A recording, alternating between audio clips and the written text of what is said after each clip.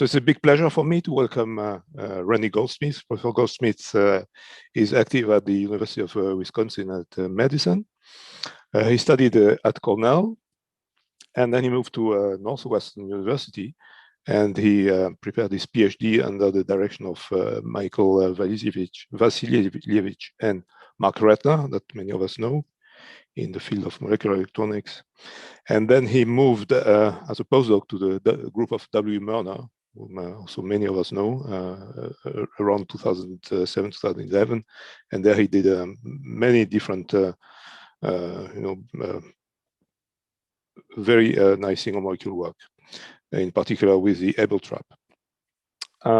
Since about 2011, he's at the University of Wisconsin, and he has become a professor there. In his short career, has had already several awards, in particular last year, JPCC lectureship, a Dreyfus Award for young researchers, etc., etc.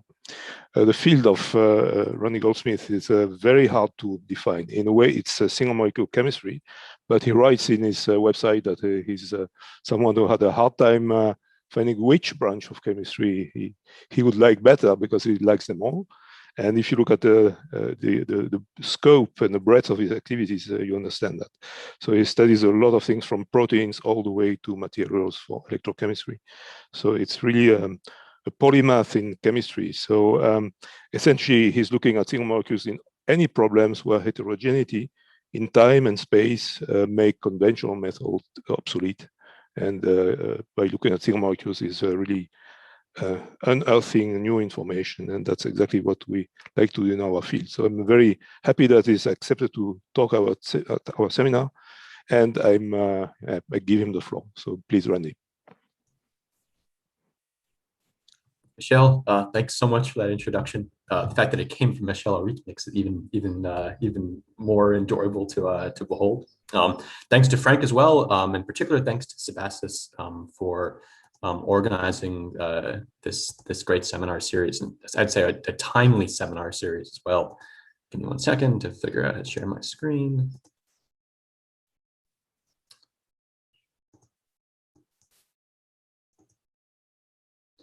Okay, people can see my screen okay? Yeah, it works, I can see it. Great, always good to ask. Okay, again, it's a pleasure to be here.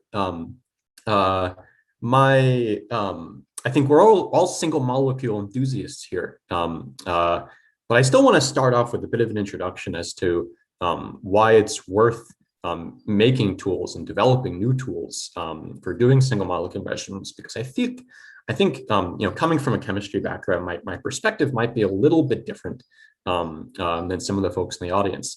And to demonstrate that perspective, I'm going to use this arrow. This is no normal arrow. This is a magic arrow. It's a magic arrow because it represents any chemical property that I want to study. And the great thing about molecules, right, is that they do things. They undergo dynamics. And so maybe this arrow represents an oxidation state of a metal, as the metal is undergoing some catalytic cycle. Maybe whether a ligand has a bounded associated. Maybe in a different mood, that arrow represents a conformational degree of freedom in a biological molecule. Maybe whether a cofactor has bounded associated. These are the dynamics that I'm interested in learning about, but there's a problem, right? You've got lots of molecules, maybe even Avogadro's number molecules in your chemical ensemble, and they're all undergoing dynamics, but the dynamics of any one is indistinguishable from the dynamics of any of the other ones. And so when you go to make a measurement on that ensemble, right, all you see is a big, boring average, okay? But if you can make that same measurement on molecules as individuals, all that information about dynamics comes rushing back. This is why it's worth it to make a measurement on a single molecule. And so my group, sort of broadly speaking, is focusing on developing new tools for looking at the behavior of molecules, often as individuals. Sometimes those tools are the molecules themselves, and so we're synthesizing functional catalyst molecules where we've added a fluorescent molecule, and we've added it in such a way that we've wired some kind of mechanistically interesting information into the fluorescence. As Michel alluded to, we also have a microfluidic trap called an Abel trap that can actually cancel out Brownian motion on some time and length scales. We use this to study solution phase proteins, including disordered proteins. We've recently got ourselves involved in looking at microdroplets, and so we can now follow chemistry inside microdroplets. We're also interested in exploring this space of trying to do high concentration single molecule fluorescence measurements, even up to millimolar concentrations. So about half of my group is involved in sort of different flavors of the projects that I'm showing up here.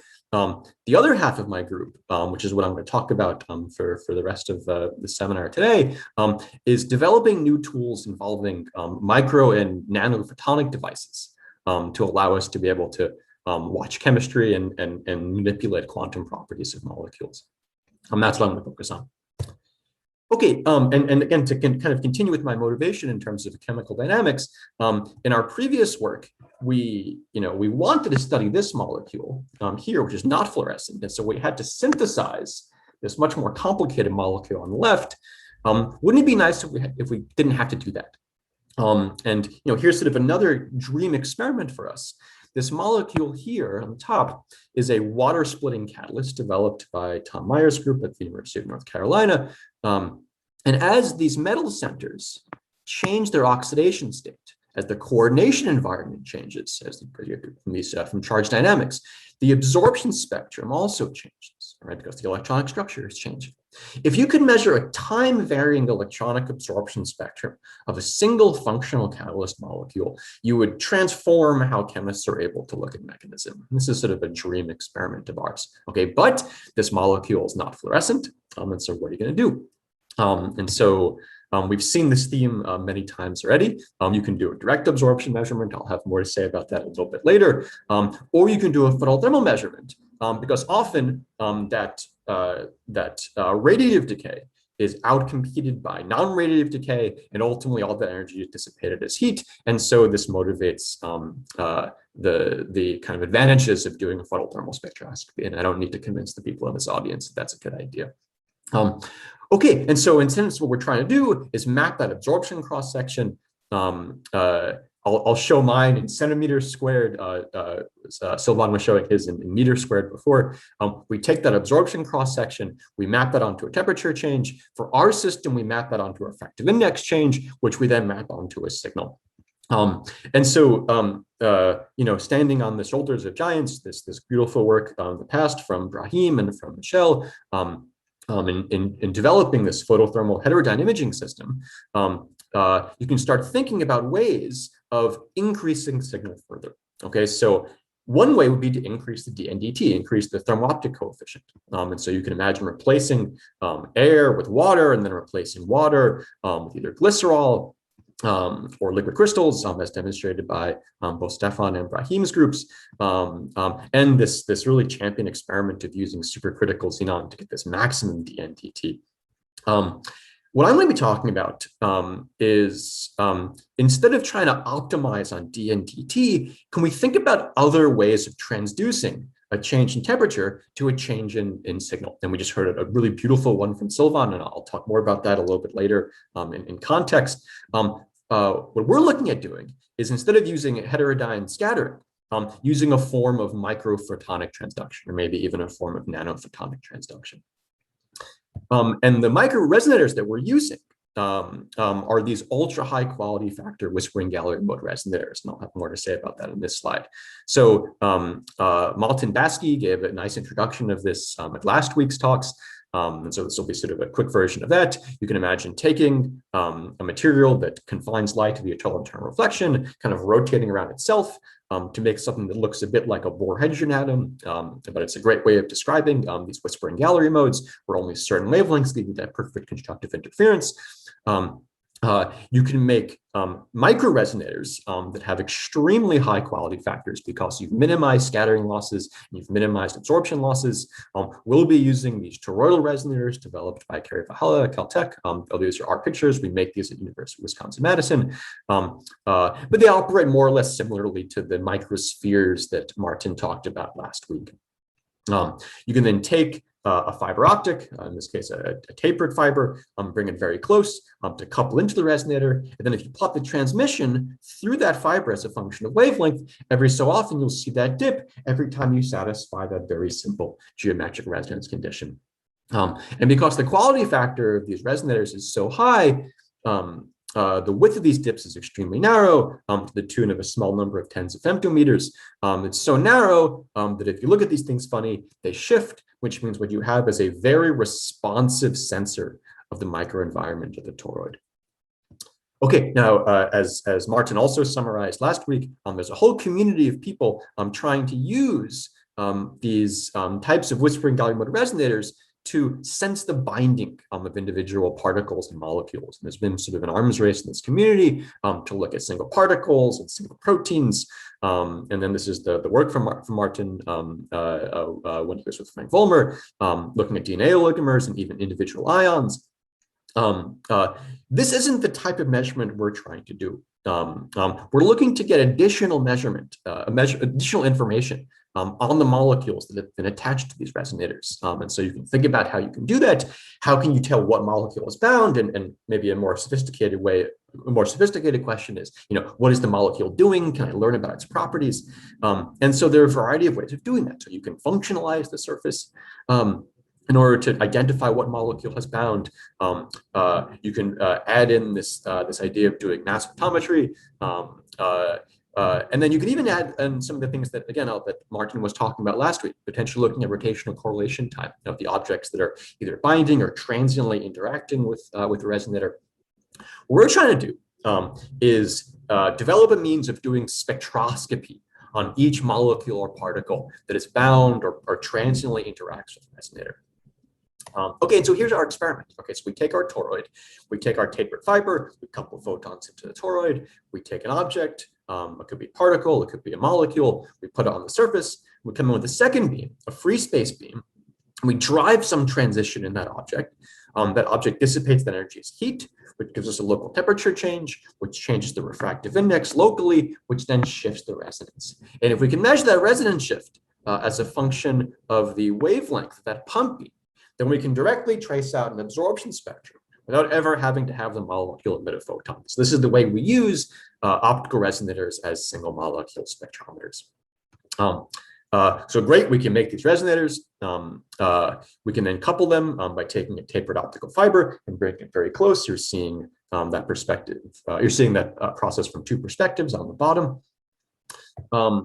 And in the early days, we started with very big objects, individual multi-walled carbon nanotubes. You take your beam and move it around. You can make out the shape of the particles by measuring the heat dissipated as registered by the resonance shift. Things start getting more quantitative when you add in simulation as well. And so we can simulate kind of just the cross section of the resonance here, and that's what I'm showing. We can also simulate the thermal profile. And if I have the thermal profile, I have the refractive index profile as a result of having a little nano furnace on the edge. You can then take a three-dimensional overlap integral between those two quantities, and then say, if I'm dissipating this much heat, here's what kind of resonance shift I'm going to get. And if I also know the density of photons impinging from above, I can then calculate an absolute absorption cross-section, in this case per carbon, and I get a number, and I can compare that with bulk values for nanotubes, and I get the same number. You should believe me when I say I can measure absolute absorption cross-sections. Okay, but we want to get much more sensitive. And to get much more sensitive, we have to add to the, oh, sorry, I got ahead of myself. We also want to be able to do spectroscopy. So we want to take our pump source and be able to tune it in wavelength space, and we can do that with gold nanorods. And great, we can see kind of the peaks of Lorentzians or the red edge or the blue edge. Okay, we want to get more sensitive. And so in the old way of doing the experiment, we would take our probe beam and sort of dither it in wavelength space, and then when the resonance shifts, when we can detect it, this is inefficient. You're spending most of your time not coupled to the resonator. You'd much rather have a situation where the probe beam is locked to the laser, so that if one moves, they both move. But it's hard to do this, right? You need a signed error signal, all right? Otherwise, you won't know which way that your resonance shifted. You'll just see a drop in signal intensity. And so we can generate this signed error signal by borrowing a well-known technique from the AMO community, a technique called Pound-Driver Hall locking. And so part of PDH is phase modulating or probing. And so we can generate these spectral sidebands, all of which have well-defined phase relationships with respect to each other and respect to the carrier. And those phases are then altered upon interaction of the resonate.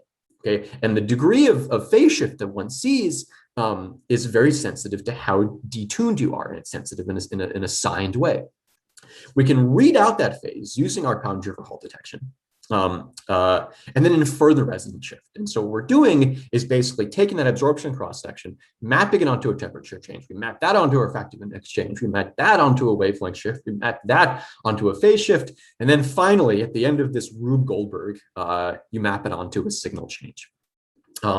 Okay, but when you're making this measurement sort of indirectly, right, you're susceptible to all these additional sources of noise. And so, for example, we might have laser frequency jitter, which will look like a change in wavelength. Okay, we have to distinguish that from signal. If, you know, my students just had lunch and the temperature in the room is rising, then we have to distinguish that from the signal we want.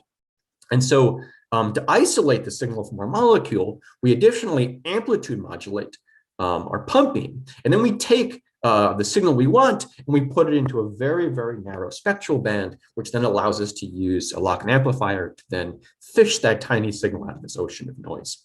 And using this, this double modulation scheme, we can actually resolve resonance shifts down to 100 hertz, or less than 1 attometer of resonance shift, which, as far as I know, is still a record in this microresonator sensing community.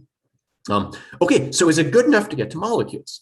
We can look at our limits of detection and look at our, in this case, look at our responsivity. So a molecule pumped near saturation puts out enough energy to give you a shift of about 200 kilohertz, which is about 1,000 times our limit of detection. So getting to molecules is something we should be able to do. I also have this sort of usual advantages of thermal measurements, and then I'm immune to scattering. Background is still an issue for us, and this is one of the frontiers that we're actively pushing on. Okay, so this is maybe the most difficult to present slide in the presentation. And I'm happy I'm kind of going toward the end, and we have a couple more weeks of talks still in front of us. We've now seen a lot of different techniques, both photothermal and otherwise. This table is my attempt to compare the techniques that rely on absorption. So you won't find dark field, and you won't find iSCAT on this list. And so what I have here so far are sort of different versions here, these different versions of photothermal heterodyne imaging. We then have our microresonator technique on the bottom. Oh, sorry, getting ahead of myself on the bottom. I can also add in other measurements that rely on absorption, in particular the extinction via balanced photodetection. Sylvan mentioned this as well. This is the direct absorption technique from Vahid Sandagar's group, as well as the ground state depletion from Sunny Shi's group. I can also add in this fascinating technique that Sylvan presented in the first talk. Now, all these techniques looked at different molecules. The molecules themselves had different absorption cross-sections. They used different pump intensities. They integrated different amounts of time at different signal noise. And so my students and I sort of worked hard to delve into these papers, into the supporting information, and extract the important experimental parameters in a way that allows us to then compare them. And so if we imagine all these experiments done on the same object, the same intensity, same integration time, okay? Now, there's a number of consequences. So we'll sort of zoom in on this right column here.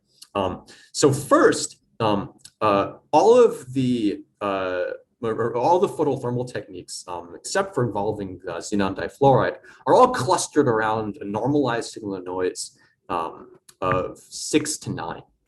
Okay, I can compare that to this amazing sensitivity that Sylvan talked about. Right, and so you make up a factor of something like 2,000 or 3,000. All right, so Sylvan, I think, somewhat modestly called his technique promising for single molecule measurements. I think it's really an amazing achievement. And so when I throw all these techniques up on the same plot, it allows me to start seeing the benefits of having a plurality of different techniques in this community, right? Because these different techniques have now complementary advantages, okay? They require different experimental compromises. And so I can think about ground state depletion requiring a long-lived excited state. This is a different regime than most of the photothermal measurements that have been presented here. Using xenon supercritical xenon as a multiplier obviously requires being in an environment in supercritical xenon. Similarly, with liquid crystals requires one to be amongst liquid crystals. The extinction via balanced photo detection requires an index matching fluid.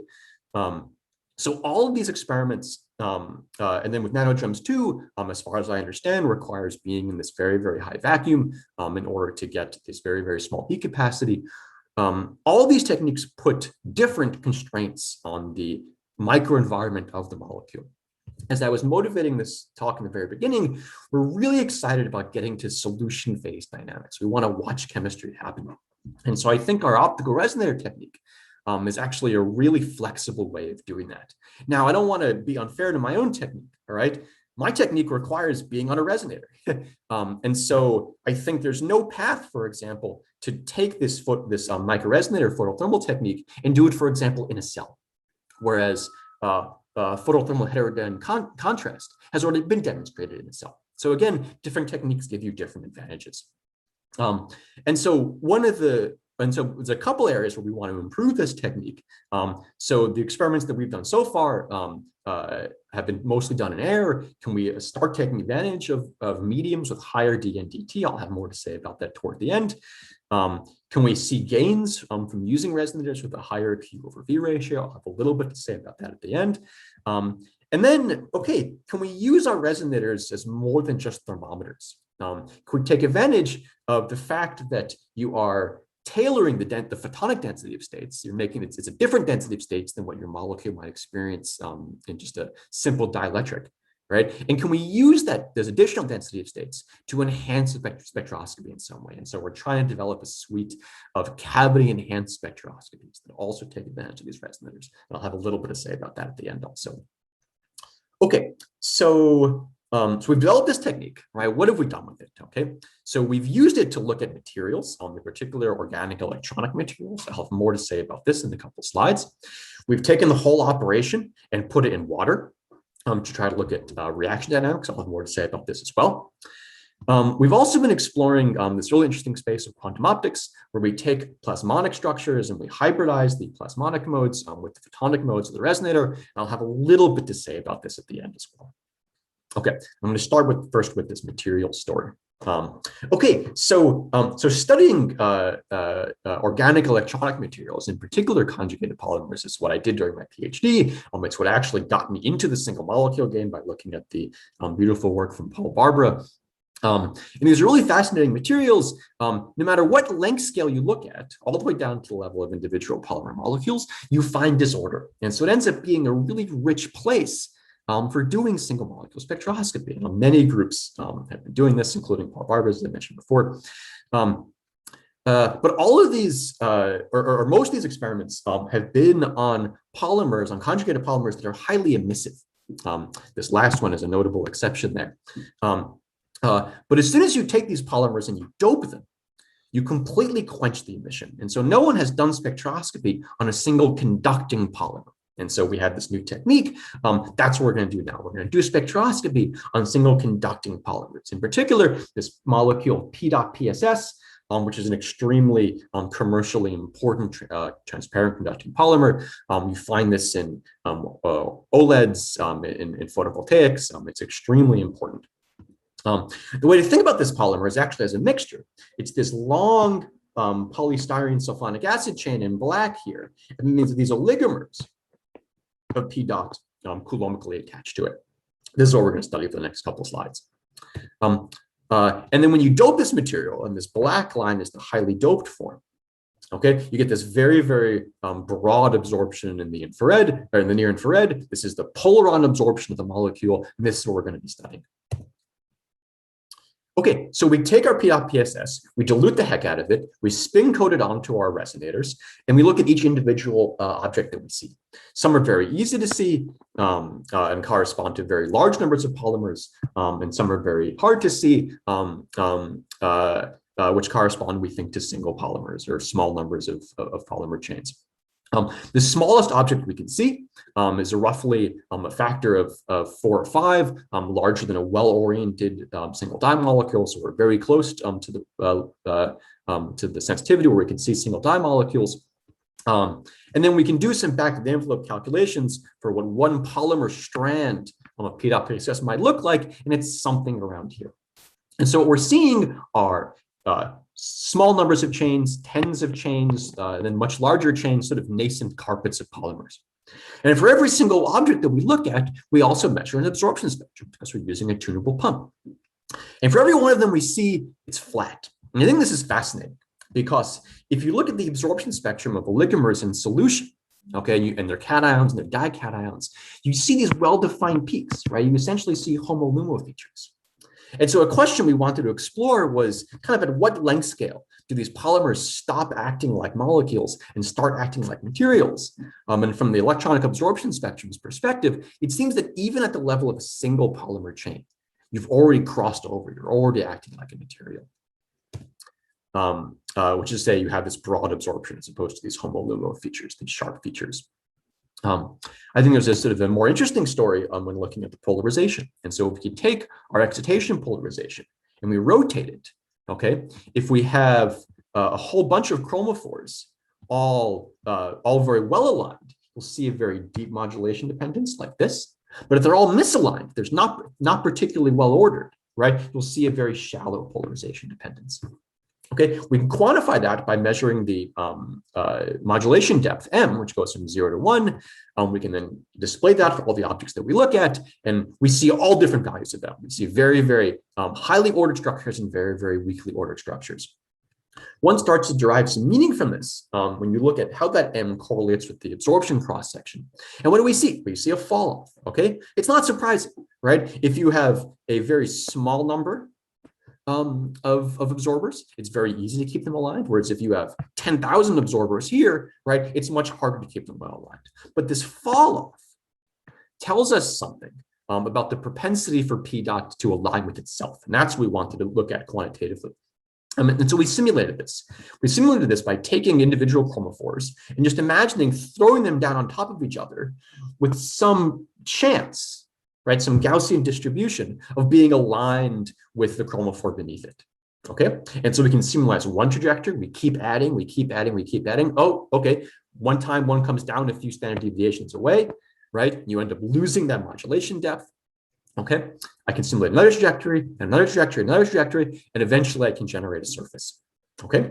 I can then project that surface into 2D because we're essentially doing a 2D measurement, and I can replace that simulated surface with a fancy contour plot because fancy journals like fancy contour plots.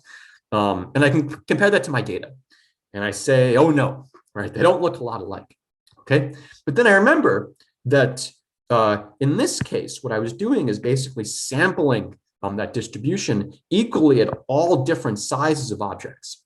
If instead I resample that distribution at our empirically distributed distribution of objects, right, I get something that looks quite a bit similar. Now I have to be careful, right?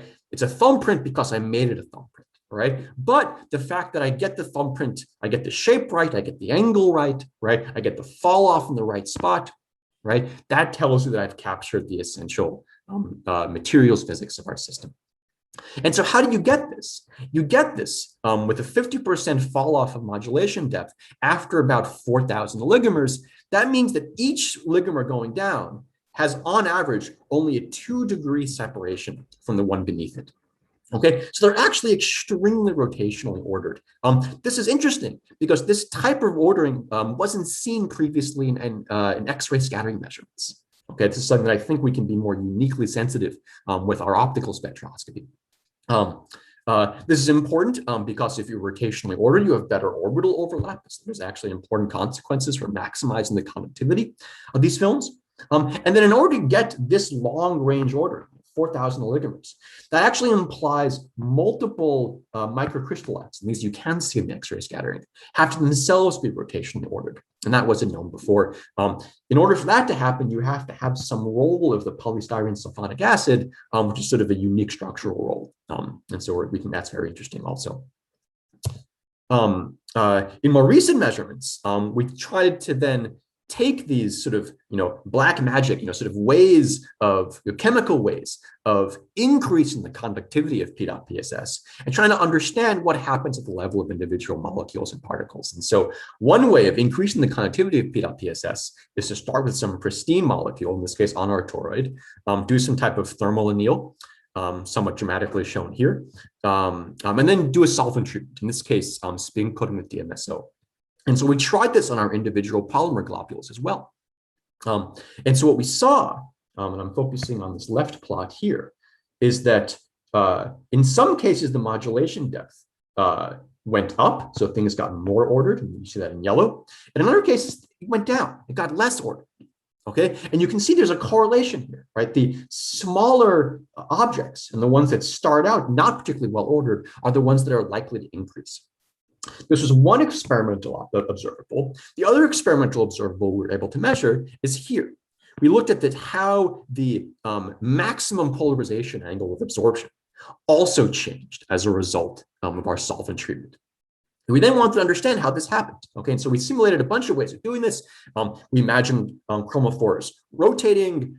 We imagined chromophores dissolving away. We imagined them dissolving away in small chunks, kind of individual chromophores versus sort of large connected chunks. And the only way we were able to get this dependence, where you see kind of the yellow spots clustered in the bottom left, was to have large domains being dissolved away. And that replicates the delta M trend, and it also replicates the change in the maximum polarization angle. And so we think we understand, at least at the level of individual polymer, eventually at the level of these individual globules, that this solvent treatment, the sort of dominant effect, is just to dissolve domains away. And so one of the reasons that we're excited about this result is that this is really the first time we started seeing chemical dynamics, right, on top of a toroid. Okay, using our photothermal measurement. But still, it's just a before and after measurement. Okay, we want to be able to adapt our technique to actually run in solution so we can actually measure chemical dynamics in real time. And so if you take these toroids and just put them in water, okay, well, there's a problem. You need refractive index contrast at the interface. And when you put it in water, you have less refractive index contrast, and you will start losing Q because you have radiative losses. You can make your resonator bigger, but then you increase the mode volume. That also dilutes the effect. On the other hand, if you take your liquid and you put it on the inside of the resonator, then you can potentially get the best of both worlds. And so we struck up a collaboration with Sheila McCormick's group at the Okinawa Institute of Technology. Sheila makes these wonderful micro bubble resonators that support a whispering gallery mode along the perimeter, but then are hollow in the inside and can be relatively straightforwardly coupled to microfluidics. And so Sheila makes these things by taking two CO2 lasers and crossing them to make these micro bubbles. You essentially soften the glass while building up stress and pressure, and then you make this sort of very, very smooth bulge that supports the whispering gallery mode. We then built a new setup with multiple pump colors that allows us to do our photothermal measurement on these microbubbles. We then deposit objects inside. We can flow in liquid. We acidify the surface to promote adhesion. We then float in some gold nanoparticles for sort of our go-to model system. We then get some absorbed. We then reverse the flow and remove all the excess nanoparticles and the excess acid. And great, now we're ready to do spectroscopy. And so we can take our beam and move it around and make up these individual particles. I can't really say they're in solution, but they're exposed to solution. Okay.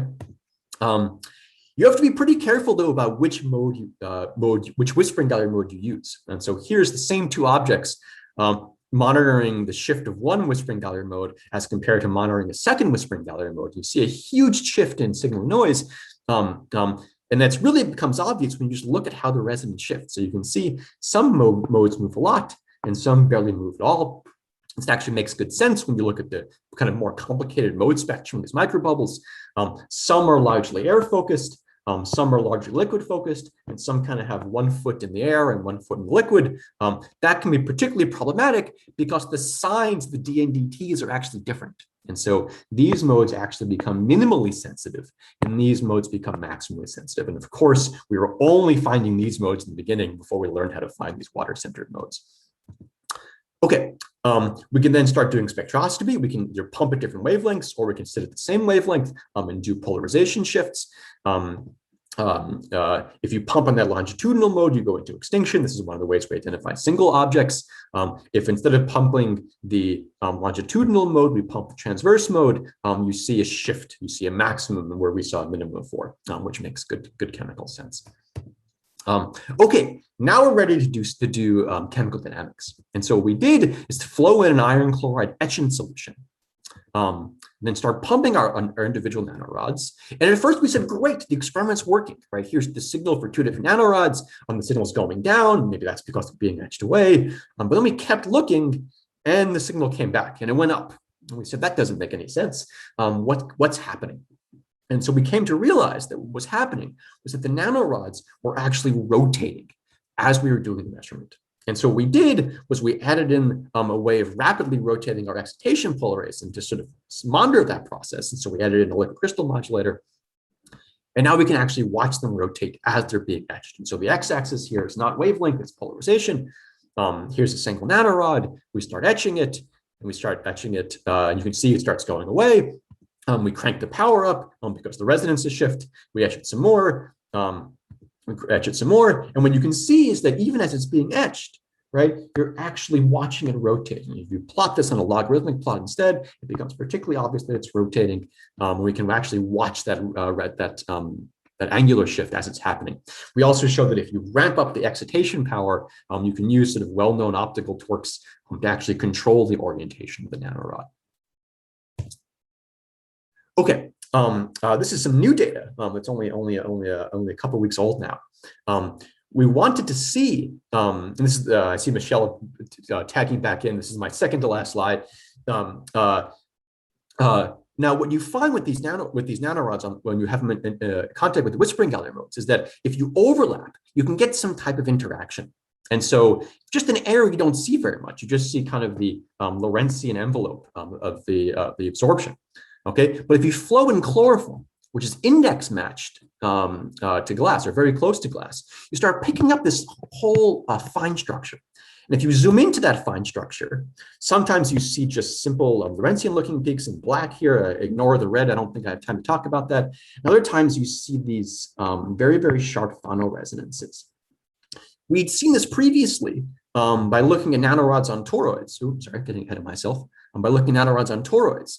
And in those experiments, we were able to modulate the shape of those phonoresonances by changing the detuning. But we weren't able to change the coupling strength. Here, by changing in solvent, we can go from very, very poor mode overlap, which is what you're seeing on the left, to very, very strong mode overlap, which you're seeing on the right, and increase the coupling term as a consequence. And we're still doing more of the quantitative analysis of this experiment now. Okay, so this is my last data slide. So where are we going with all of this? So I mentioned before, going to resonators with a higher Q over V, and we think these micro rings, as well as these nanobeam photonic crystals, which we're also making, will allow us to get to orders of magnitude higher Q over V ratios. That's a direct multiplier for our sensitivity.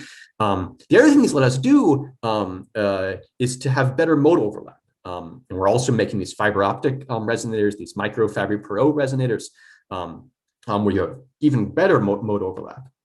This allows us to take these hints from these phonoresonances that we saw previously, where you're seeing consequences of the density of states, and ultimately use that to do other types of cavity-enhanced scattering spectroscopy. So this is a very exciting new area for us. We're also making various types of topological photonic crystals that also allow us to alter the fundamental nature of light-matter interaction and hopefully develop new forms of spectroscopy.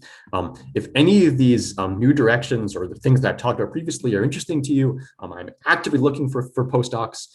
We're interested in applying this to room temperature, chemical dynamics, low temperature. We're doing quantum dynamics. We have a whole suite of techniques. So if you're interested, please contact me.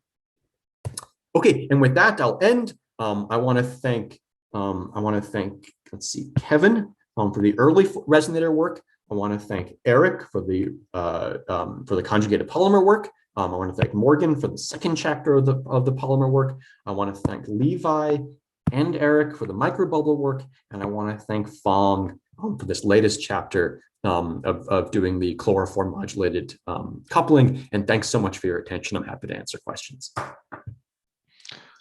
Thank you very much, Randy, for this very enthusiastic and very many subjects in your talk. And I don't see any immediate questions, so I take the opportunity to take the first one. When you worked with the conjugated polymer, I mean, we also worked with that, and with this MEH PBV, we had big issues with bleaching, with photo-induced states and probably photochemical degradation of the polymer. Is this problem less acute in the case of PSSP dot? Or much less acute. So the excited state lifetime of excitons in P.PSS is sub-picosecond. I don't know how much sub-picosecond, right. But it's so short that you could pump on these things for hours, and in some cases over multiple days, and still characterize them. And that's without having typically the MEH PPV experiments are done with a PMMA or polystyrene support polymer. You don't even need that polymer, that support polymer, which makes it much more kind of readily accessible to start doing treatments. So like solvent treatments, and then one of the future work we want to do is do vapor treatments. And so we've been sort of limited to experiments in the near infrared because we only had tunable pump lasers in the near infrared. Sylvain was pretty excited about his new tunable pump laser. We're also getting a new pump laser. It's hopefully somewhere on the way to us right now. That's broadly tunable from about 600 nanometers all the way to about 2 microns. And so the hope is to then do broadband spectroscopy on these conjugated polymers. Yep. Very nice. Thank you very much. Other questions? Just speak up or press the raise hand button in your screen. I have a very quick question regarding the same direction in the conjugated polymers. Will it be interesting to study both fluorescence and the photothermal? And regarding also, you have this tunable lasers to do the spectroscopy, because then you have interesting information regarding the inter or intramolecular energies transfer. Absolutely. And again, we're following some of the examples that were set by this paper, this Nanolattice paper that you guys had in 2017. The dream experiment is to measure the fluorescence spectrum and then dope it, and then measure the spectrum of the polarons. And can we look for correlations between what it looked like before and what it looked like after? A tunable laser was holding this experiment up for years. We finally are about to have one, so we're really excited about this direction. Thank you. Thank you very much. I don't see any more questions. I have a question. Yes, please go ahead, Professor Kobayashi. Thank you very much for very interesting talk. My question is related to the last one. In case of P dot, of course, the lifetime may be short, but there's a challenge to form, as you mentioned, Polaron. And Polaron lifetime is very long, and also they can travel through via chain or through chain. And this, you're talking about the polarization may move around during the lifetime, and also the problem, if any, of the degradation due to the long life polaron to be trapped by some kind of defect. Polymers have a lot of defects. Yeah. So the stability has not been an issue. In terms of the dynamics, sort of the motion of these polarons, this is ultimately something we want to be able to capture. And what we'd hoped to see was not a flat line in the spectroscopy, but spectral features. And then could we then use some information about the line width of those spectral features to tell us about the time scale of the polaron dynamics. And we did this we did this sort of partially in that Nanolattice paper. We we sort of simulated what the spectrum would look like for a collection of polarons, because we're looking at objects that themselves don't have single polarons. They have tens or hundreds or thousands of polarons. And you can put an upper limit on the line width, but that's not, upper limit isn't so useful for trying to get at dynamics. The hope is that as we make this technique more sensitive, to try to get to a place where we can do spectroscopy on much smaller numbers of polarons themselves. And then the line width, I think, could tell you something about those dynamics. Yeah, especially in case of polaron, then they because of the conjugation length, they have inhomogeneous broadening. Then from the spectral width, you cannot tell anything about the lifetime. So exactly. The problem is how to eliminate this kind of problem. Yeah, so it means going to even smaller objects. So not looking at a strand of p-dot PSS, which might have 100 p-dot oligomers. You have to go to smaller p-dot oligomers, which require some synthetic chemistry as well as signal size reduction because of the small size. Yep. That's definitely why it's a hard experiment. I see. Okay, thank you very much. Thank you. There is at least one more question from Charushila. Yes, exactly. Charushila Ramanan has a next question. Thank you very much. Thanks, Randy. It was a really nice to see an overview of what your group's been working on. I won't surprise you probably that I also have a question on the p-dot TSS results, and some of which has already been asked, but one is just, I think it's a point of clarification. You mentioned that you guys model something like a stacking of 4,000 oligomers or so, and that these were not seen in X-ray measurements. Did you mean, by that, do you mean that your own sample, the microcrystallites are small enough that they could not be seen in X-ray measurements, or that this sort of stacking hasn't been observed before in these types of samples? So I mean the latter, which then begs the question, why haven't they been observed before? Give me 1 second.